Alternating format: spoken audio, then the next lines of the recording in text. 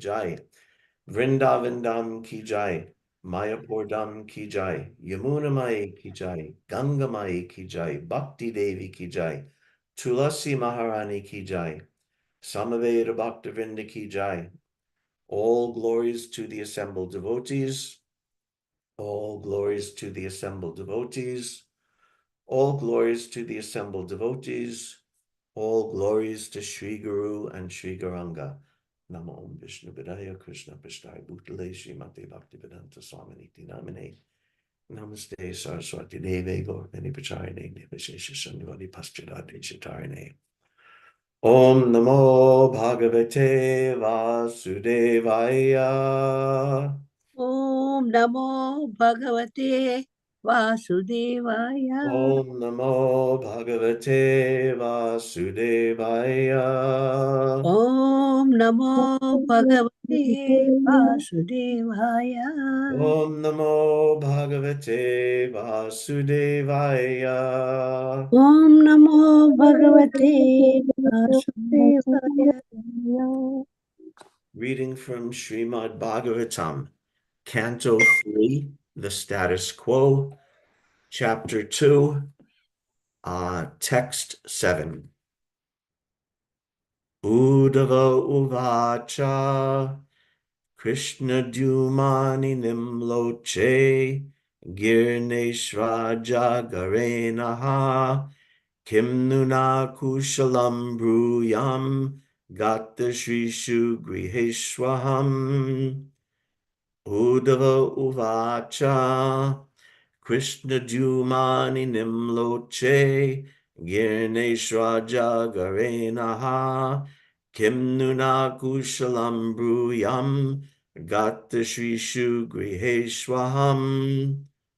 Uddhava Uvacha Krishna Dhyumani Nimloche Girneshraja Garenaha Kim Nuna Kushalam Bruyam Gata Shrishu Griheshwaham.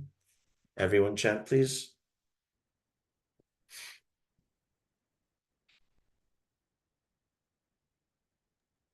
Uddhava Uvacha Krishnadhyumani Nimloche Girneshwar Ajagarenaha Kim nu na kushalam bhruyam gata srishu greshva aham. Hare Krishna. Hare Krishna. Udbhava Uvacha Krishna Dumne Nimloche Girneshu Ajagarenaha Kim Nuna Kushalam Bruyam Gata Srishu Griheshu Aham. Hare Krishna. Hare Krishna. Uddhava Uvacha Krishna Dyumani Nimloche Girneshwajagarena Kim Nuna Kushalam Bruyam Gata Shrishu Griheshwaham. Hare Krishna. Thank you. Uddhava Uvacha Krishnadhyumani Nimaloche Girshneva Ajagarenaha Kim Nuna Kushalam Bruyam Gata Shrishu Griheshva Aham.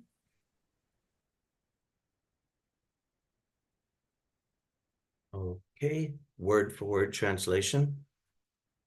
Uddhava Uvacha, Sri Uddhava said, Krishna Dhyumani, the Krishna son, Nimloche, having set, Girneshu, being swallowed, Ajagarena, by the great snake, Ha, in the past, Kim, what, Nu, else, Na, our, Kushalam, welfare, Bruyam, may I say, Gata Shrishu, with good fortune gone away.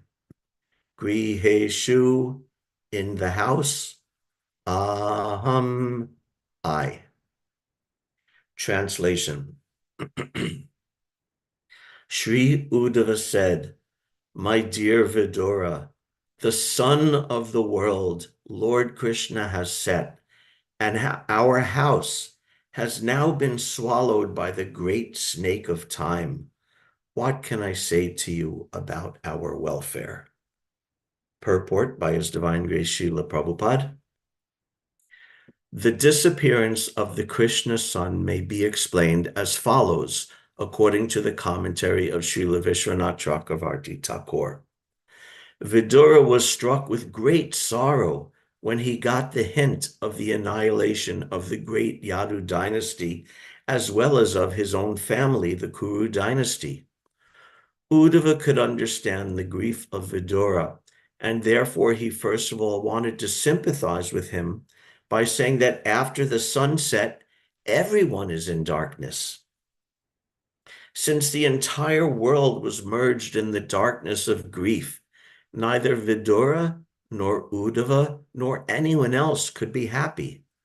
Uddhava was as much aggrieved as Vidura, and there was nothing further to be said about their welfare. The comparison of Krishna to the sun is very appropriate. As soon as the sun sets, darkness automatically appears. But the darkness experienced by the common man does not affect the sun itself, either at the time of sunrise or of sunset. Lord Krishna's appearance and disappearance are exactly like that of the sun. He appears and disappears in innumerable universes. And as long as he is present in a particular universe, there is all transcendental light in that universe. But the universe from which he passes away is put into darkness. His pastimes, however, are everlasting. The Lord is always present in some universe, just as the sun is present in either the eastern or the western hemisphere. The sun is always present either in India or in America. But when the sun is present in India, the American land is in darkness. And when the sun is present in America, the Indian hemisphere is in darkness. As the sun appears in the morning and gradually rises to the meridian, and then again sets in one hemisphere while simultaneously rising in the other, so Lord Krishna's disappearance in one universe and the beginning of his different pastimes in another take place simultaneously. As soon as one pastime is finished here, it is manifested in another universe, and thus his Nitya Leela, or eternal pastimes, are going on without ending. As the sunrise takes place once in 24 hours, similarly, the pastimes of Lord Krishna take place in a universe once in a daytime of Brahma, the account of which is given in the Bhagavad Gita as 4,300,000,000 solar years.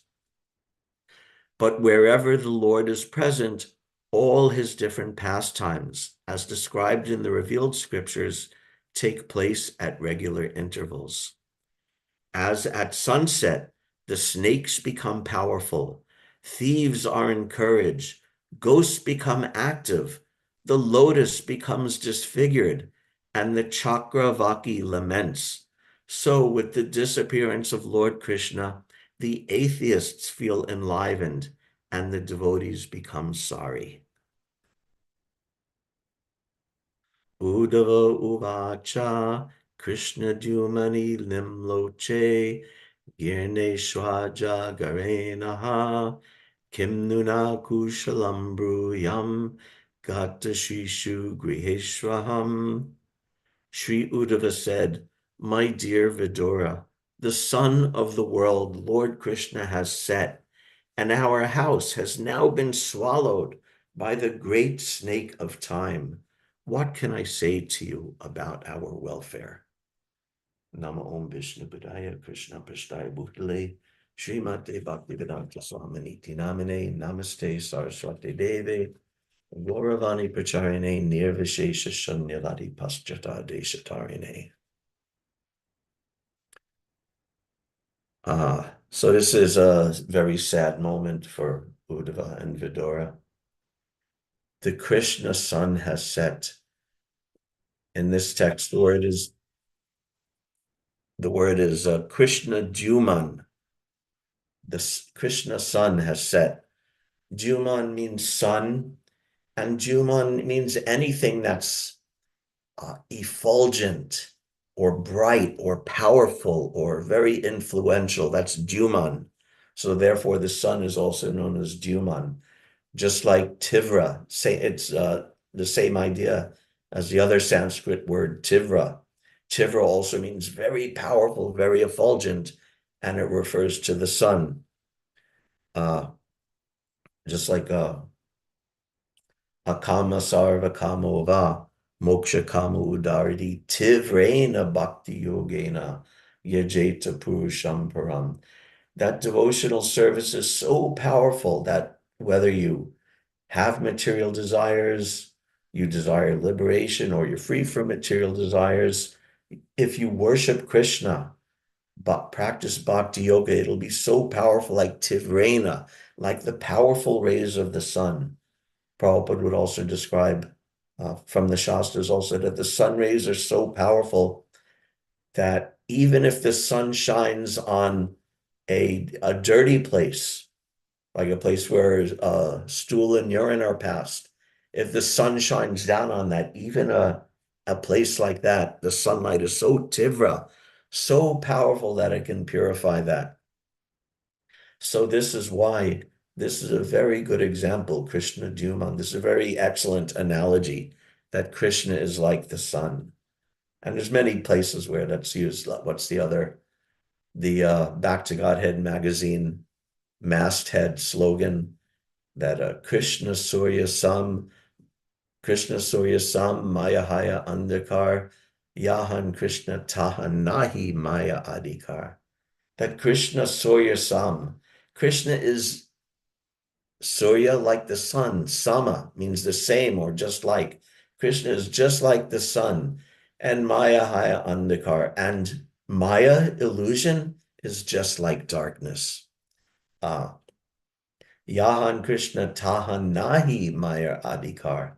So that means that where the Krishna sun is present, where the Krishna sun has risen, then the darkness of illusion can no longer exist. So this is a very perfect analogy. Prabhupada describes several times talking about good analogies. And this is also, I think, from Aristotle as well in his discussion of logic, that a good analogy means an analogy that has many different points of comparison. If something just has one or two points of comparison, then it may not be a very good analogy. But when there's many points of comparison, then that's a good analogy. So this is an excellent analogy that Krishna is just like the sun. How? Prabhupada describes in the purport that the sun, when the sun leaves a region, when the sun sets, first of all, the whole idea of the sun setting is itself an illusion. It's just from our limited point of view, we think, oh, the sun is setting. But the sun remains as effulgent as ever, even after the so-called setting of the sun. And we can't see it in our region, but then that same exact sun is as bright as ever, as effulgent and powerful as ever, and making its appearance in another region, from this hemisphere to that hemisphere. So Krishna is exactly like that. Krishna comes to this world and he performs his pastimes and he gives his teachings and he gives us devotional service and all of his leela and all of his activities with his devotees so much, and then he disappears when we think, oh, Krishna is gone, and we lament, and rightly we lament. But that lamentation is from our vision. From Krishna's vision, there's no lamentation. His pastimes continue eternally on and on and on, from hemisphere to hemisphere, from creation to creation, from universe to universe.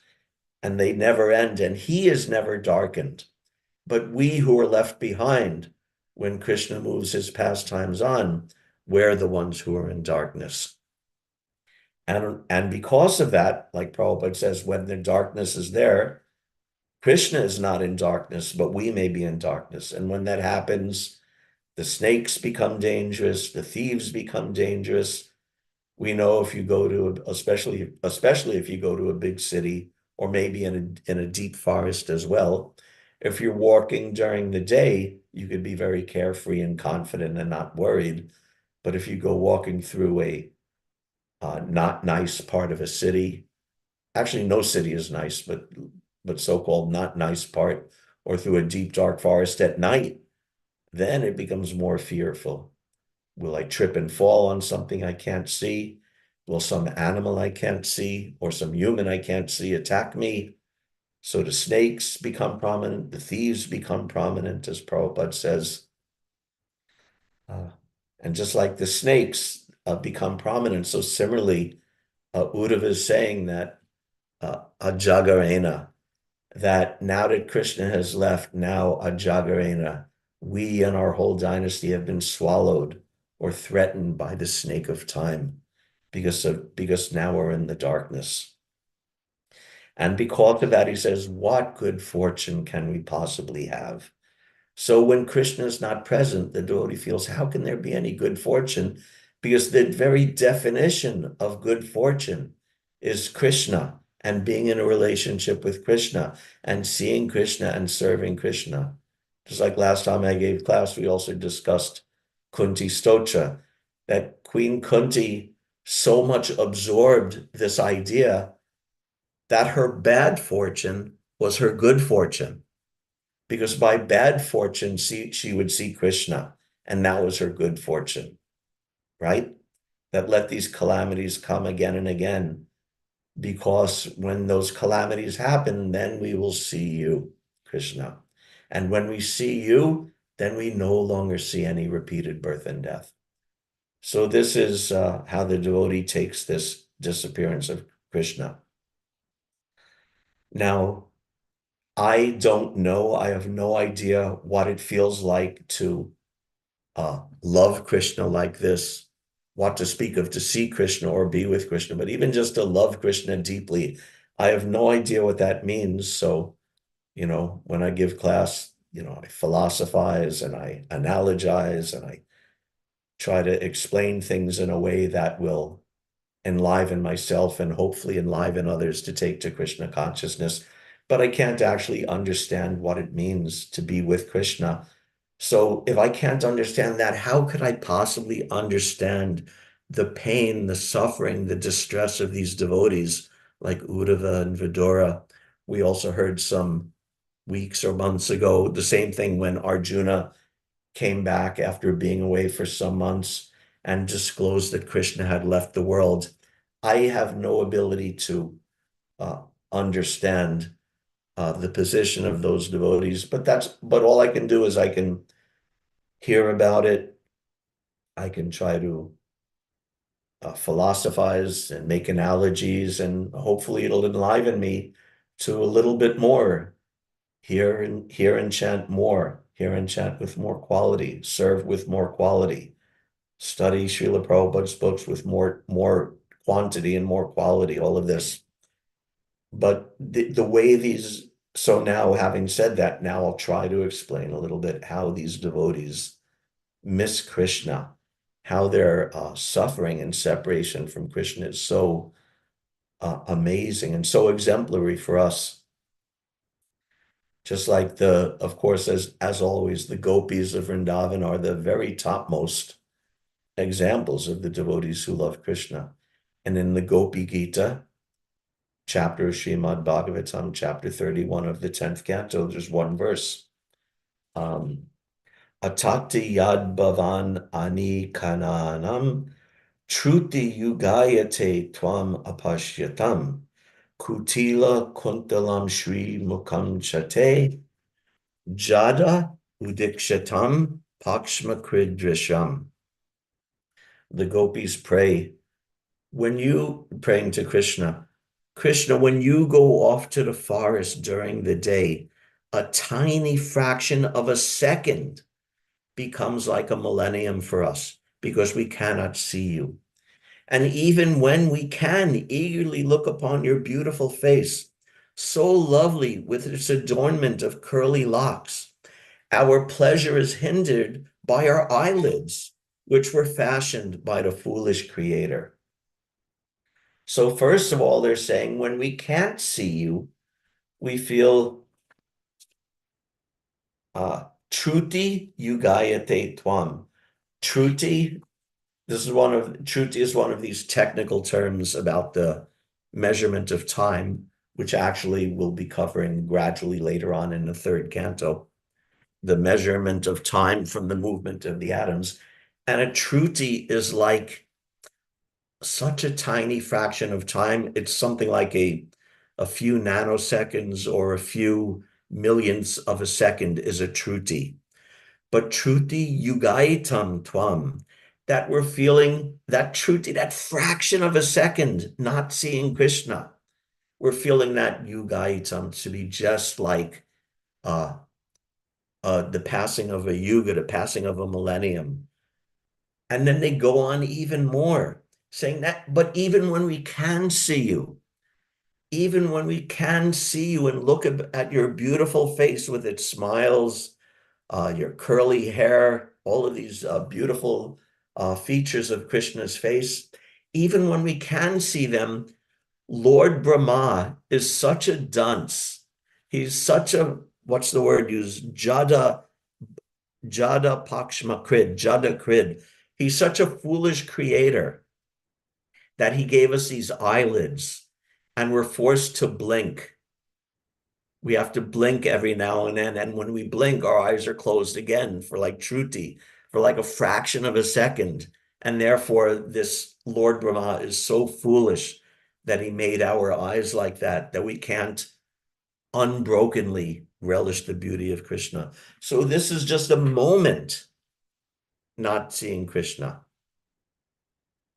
Even the blink of an eye, not seeing Krishna. They're feeling it like an age. So these are the gopis. The gopis are the topmost devotees of all we know. And the relationship of Krishna and the gopis, specifically Radharani and Krishna, we know is the very topmost pure spiritual existence. Radha Krishna Pranaya Vikritir Ladini Shaktir Asmat. These pastimes of love between Radha and Krishna are, these transformations of love are Ladini Shakti Rasmat. These are purely composed of Krishna's internal pleasure potency.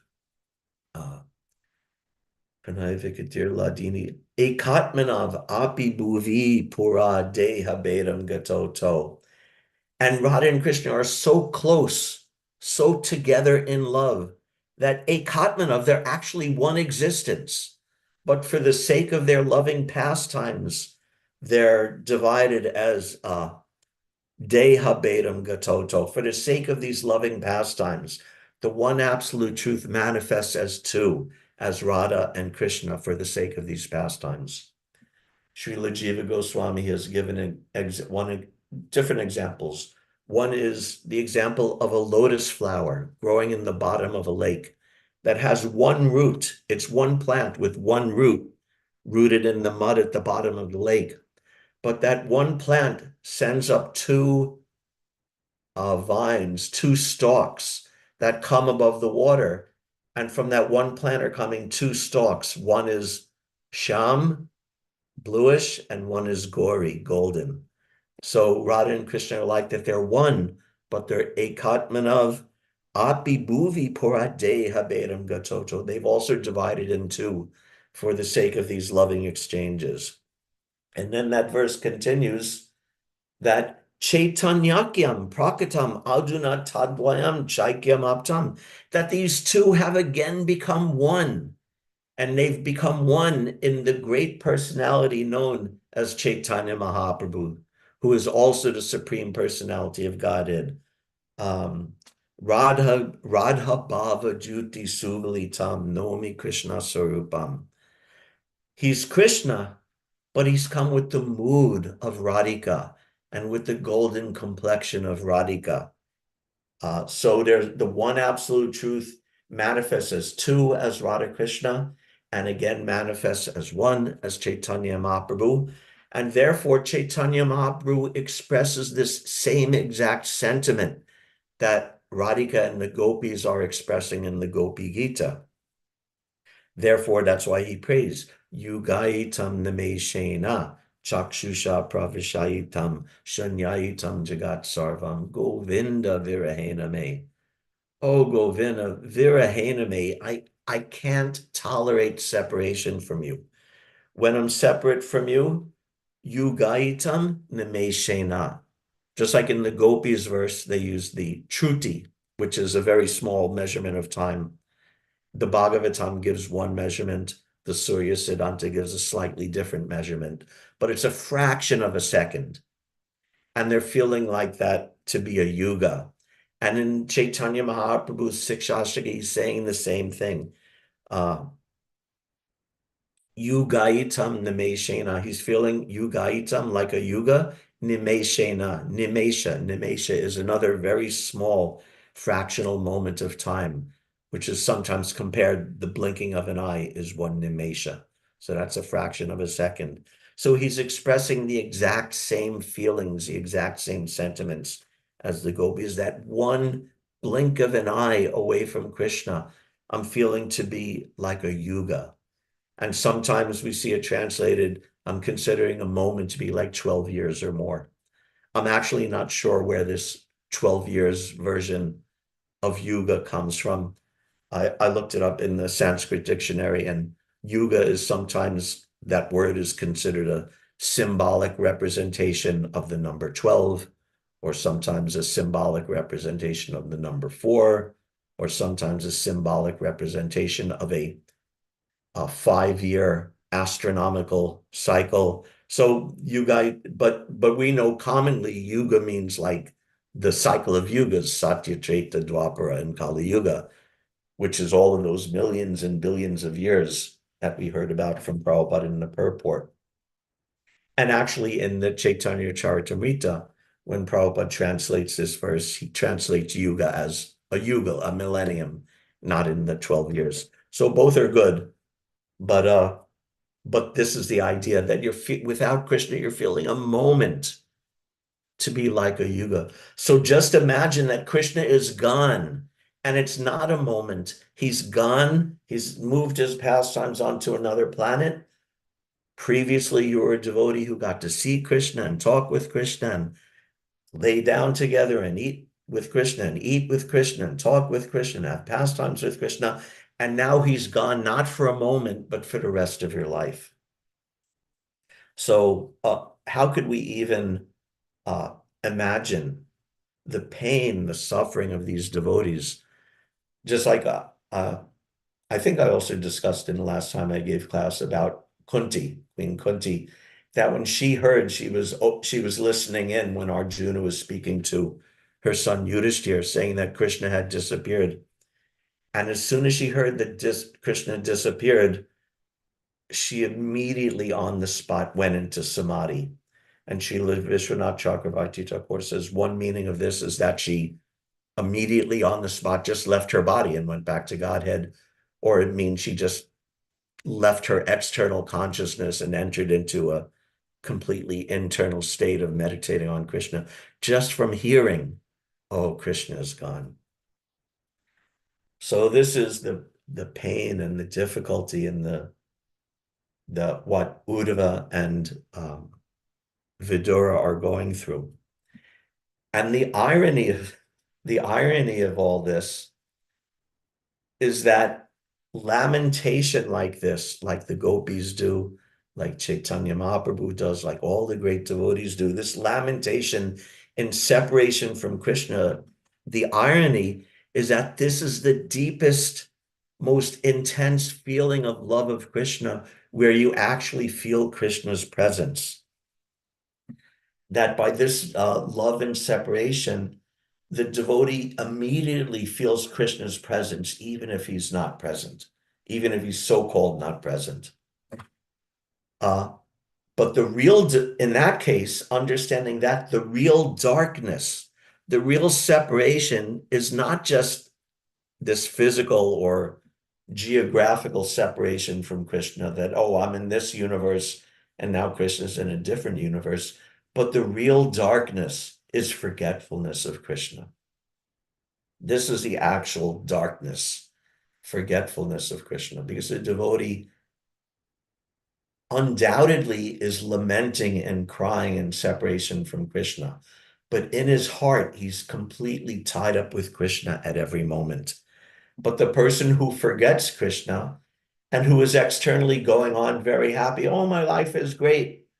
I've got money, I've got partners, I've got friends, I've got respect, this, that. But if you forget Krishna, then in your heart, that is the deepest darkness. That is the most intense darkness and the greatest suffering.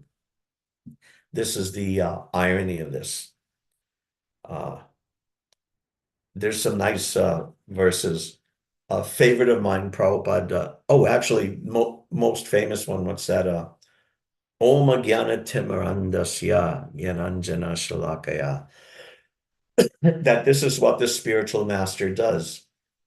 He takes the disciple who is in darkness. And what is the darkness?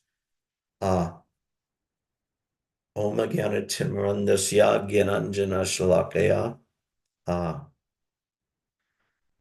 Jnana चक्षुरुम् उन्मिलितं yen Chakshurunmilitam Yena Tasmai तस्मै Shri श्रीगुरवे Gurave नमः. Namaha. Yes, that my eyes were blinded, my eyes were closed. That's the darkness, that we close our eyes. And the spiritual master comes and he applies the unguent, the medicine of knowledge to our eyes. And then our eyes become open. This is real darkness, is when you close your eyes, right? Just like Prabhupada also said so many times that, like, if you're in the sun, or you talked about the owl, that the owl, when daylight comes, it goes to sleep, it Cannot see. closes its eyes, can't see the sun. Yeah. It's there, the sun is there, but it won't see the sun. Yeah. Or the foolish person, you're standing in the sun, but if you turn away, if you turn around like this, then where's the sun? There's no sun. So this is the real problem. This is the real foolishness, the darkness. And the spiritual master comes to bring us out of this darkness by getting us to open up our eyes. Some of my favorite prayers is Prabhupada's Vyasa Puja prayer to Srila Bhakti Siddhanta. We know the famous one that adore ye all the day, blessed than heaven, sweeter than May. So there's some very nice verses in that. One of them is, O my master, the evangelic angel, give us thy light, light up thy candle, struggle for existence, a human race, the only hope, his divine grace. So this again, that the evangelic angel, the spiritual master, give us thy light, light up thy candle. He's providing the light by which we can now see, which is knowledge of Krishna and the practice of bhakti, the practice of devotion to Krishna. This is the light that he's giving us. This is the candle that he's lighting. And when he does that, we just have to open our eyes and then we can see. Then he goes on another verse later on. Prabhupada writes, forgotten Krishna, we fallen soul, paying most heavy the illusion's toll. Darkness around, all untrace, the only hope, his divine grace. So these beautiful poetic expressions are saying the same thing, that we're all in darkness because Krishna is gone, not because Krishna left this world or went somewhere else or went back to the spiritual world or went to another universe, but we've closed our eyes and we've closed our heart to Krishna. Therefore, Krishna Dyuman, therefore we can't see the Krishna sun. This is the actual issue. In one sense, someone like me, has no understanding of Krishna's pastimes, has no memory of ever being in Krishna's pastimes. In one sense, I'm spared that pain that Vidura and Uddhava have, that, oh, Krishna has disappeared and left this world. That's a pain that I can't really know. But I can know the pain of, at least I can understand a little bit the pain of a life without Krishna consciousness in it. If I could at least understand that little bit aspect of pain and use that to turn towards Krishna, then that's successful. Just like we recently had Janmashtami celebration also. So Prabhupada explains in the beginning of the 10th canto, he says, when Krishna appears, that place where Krishna appears is called the Dham. And we know Krishna appears in Mathura Dham, he appears in Vrindavan Dham. So this is Dham, but Prabhupada explains that actually anywhere that Krishna appears is a Dham. And specifically when Krishna appears within the heart of the devotee is also a Dham. That's also a holy place. So when we think of Krishna's appearance, we can think like that of course we're commemorating the activity and we go to the temple and do everything. But it means in our heart, we have to make our heart a suitable entrance place, a suitable sitting place for Krishna. And this is Janmashtami, turning your heart into a Dham. Just like Krishna appeared. Where did Krishna appear in the pastime? In the dark, dark dungeon, right? And he came and he illuminated the whole dungeon by his presence. So he can do that with our dungeon-like heart as well. So similarly, this is sort of analogizing or extending the meaning of Krishna's appearance. He appeared not just within the prison house, but his appearance within our heart is also Janmashtami, is also Krishna in the holy, coming to the holy Dham. So similarly, when we hear about the heartbreak of Uddhava, we can also understand that this is also something that's going on internally as well. It's not just something that happened to Vidura and Uddhava 5,000 and XYZ years ago, however long ago it was. But this is also being enacted in our heart now. That are we letting Krishna in our heart? Are we keeping Krishna? Are we even imprisoning Krishna within our heart? That Krishna is in my heart and I'm not going to let him go. Because without that, then it's all darkness. Darkness around, all untraced, Prabhupada writes. Let's see what time it is. Okay. Just like one example, since yesterday was Radhastami, I'll also tell this story, which I heard from His Grace Dina Bandhu Prabhu, that we know from the Bhagavatam that when Krishna was preparing to come to this world and he gave his message through Lord Brahma to all of the demigods, all of you come take birth in this world to, take part in my pastimes. And of course, all of his devotees from the spiritual world also descended to earth at the time of the Janmashtami, at the time of Krishna's appearance, for the sake of his pastimes. And it's described that he was talking in the spiritual world. Krishna was talking to Radhika, saying, yes, it's time for me to come to this earth planet and perform my pastimes. You also take birth there. And she was a little reluctant. Oh, take birth in the material world. What about, there'll be some time when I'm separated from you. I don't want to do that. And finally, he preached to her, he convinced her, and she said, okay, but when I take birth in the material world, when I make my appearance, I'm going to be blind. I'm going to keep my eyes sealed, and I won't look at anyone or look at anything until such a time as you're present before me, and then I can open my eyes and see again. So Radhika made her appearance. There's different versions of the story, but eventually she appeared as the amazing, beautiful daughter of Kirtida and Vrishabhanu. And she was the most beautiful child they had ever seen, and they were so in love with her and so happy, but her eyes were sealed and she wouldn't open her eyes. And they said, oh, well, our child is blind, whatever, but still we love her like anything.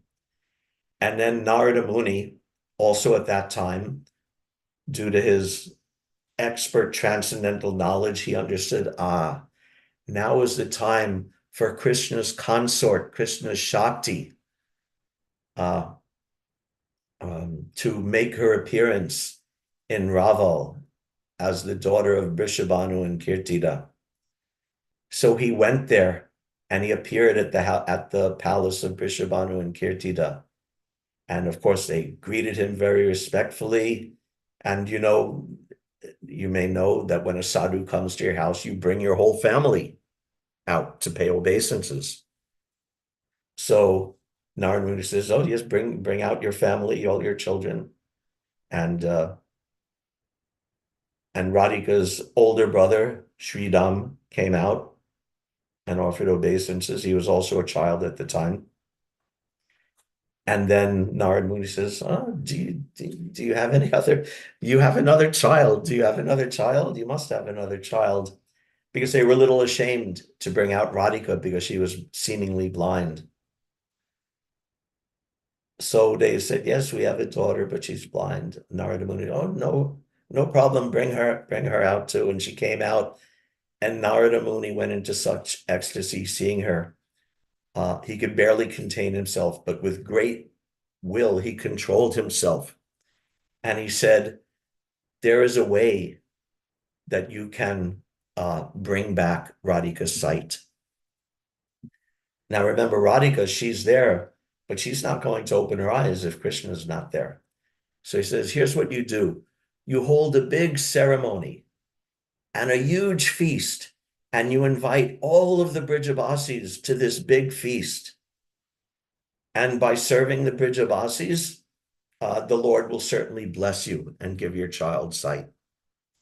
And because although Vrishabhanu is also Vrindavan royalty, everyone knows that Nanda and Yashoda were the topmost rulers of Gokula at that time. So he said, and you have this ceremony, you invite Nanda and Yashoda and their son Krishna as the guests of honor, and you have to make a very special feast. And he started listing them. You have to make this special preparation and that special preparation, and not with the ordinary vegetables. Like if you're making this sabji, but you have to go to this village so many kilometers away and get the vegetables from there. And this very special, if you're making saffron sweet rice, you have to get the saffron from this other village very far away and get the very best saffron. So Vrishabhanu, he's like sending all his servants out to get all these ingredients from all over Braja. And finally, there's no servant. Well, he sent Narada Muni keeps on making the feast bigger and bigger with more and more special ingredients. And finally, all the servants are gone. And then Vrishabhanu himself has to go out to get ingredients, leaving him alone with baby Radharani. And when he did that, he was finally able to express himself. And he offered his obeisances and he offered his prayers. And he prayed for darshan of her in her Kaishori roop with all of her Gopi associates, and he got that. But anyway, they had this. So finally, it happened. They had this big ceremony, and Radharani is there in her little crib. And all of the Brijabasis are there, and Nandi and Yashoda are there in this amazing feast and chanting Vedic mantras, the way all these big ceremonies went. And in all the activities, just like the one time when Mother Yashoda put Krishna to rest under the cart. So she put Krishna down so she could greet all the ladies of the household and take part in the festivities. And Krishna, who is himself just a little baby at the time, started crawling across the floor towards the crib that had little baby Radhika in it. And he came to that crib, and remember, he was just a little baby at the time. And he grabbed onto the blanket and the structure of the crib and pulled himself up. So he was standing so he could look into the crib, and he's looking at baby Radhika. And this is also his first time seeing her. And she's there with her eyes closed, but as a little infant, her eyes are closed, but she gets the scent in her nose of this amazing fragrance of camphor and lotuses and kasturi musk. And she remembers, this is the scent of my beloved Krishna. And at that moment, she opened her eyes and she's looking into Krishna. She's a little baby, but she's looking into Krishna's eyes, and Krishna is looking into her eyes. and they're looking at each other, and both children start laughing. And in the world, there's no more beautiful sound than the laughter of children, right? But especially the laughter of Radha and Krishna, it's like tinkling golden bells. And everyone heard that amazing giggling and laughter and looked and saw that Radharani had opened her eyes and Krishna was there looking at her. And everyone was amazed. And Brishabhanu said, oh, that Narada Muni was so intelligent. But the idea that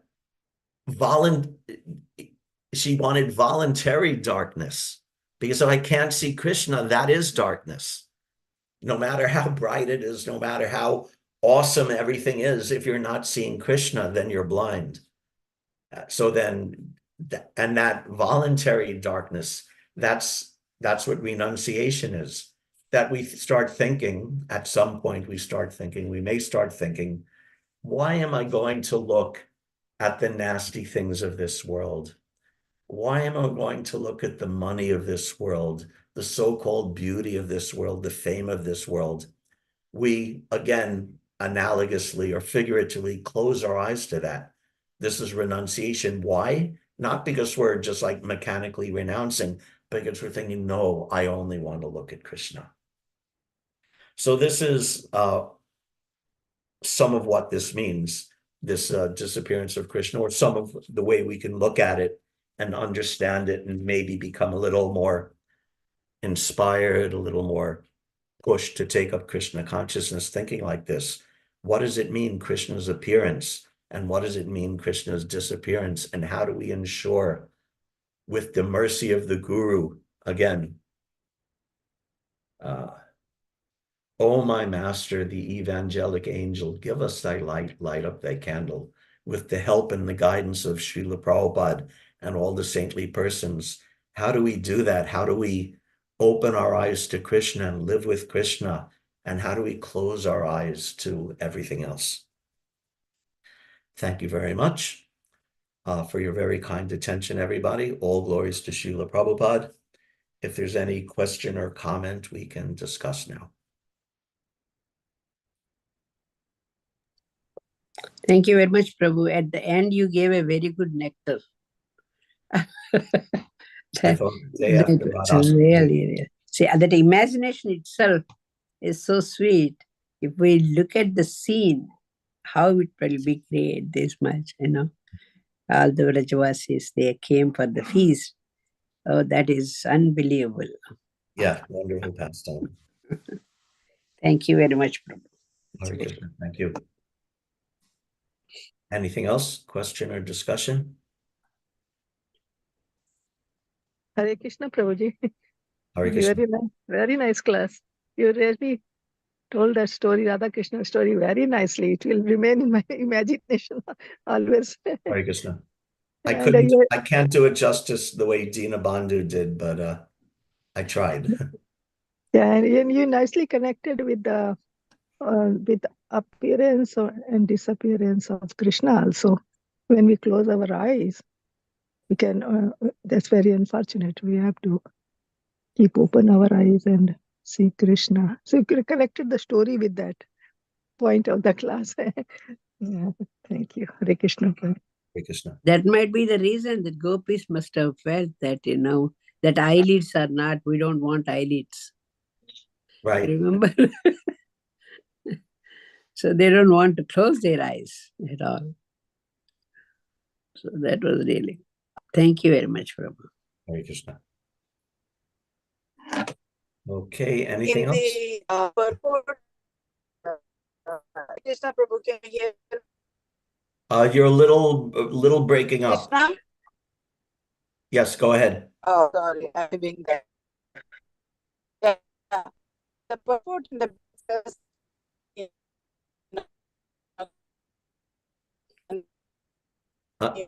I'm very sorry, but your audio is breaking up. So I'm having trouble hearing. How about now? Yeah, now I can hear you. Sorry about that. That's all right. In the purport, it says that Krishna leaves. Uh-oh. Now it's breaking. We cannot hear any. Hello, hello. She might be driving or she is at work. Yeah, I'm very sorry, but your audio keeps breaking up and sorry. Anyway, anything else, question or comment? Okay. Thank you very much for everybody for your kind attention. I trust that yesterday's Radhastami celebration in Philadelphia was ecstatic. It was very good. Thank you very much for your kind attention. All glories to Srila Prabhupada. Yeah, thank you, Charan, for Yes, sir. Appreciate Patana Pavanebhyo Vaishnavebhyo It's a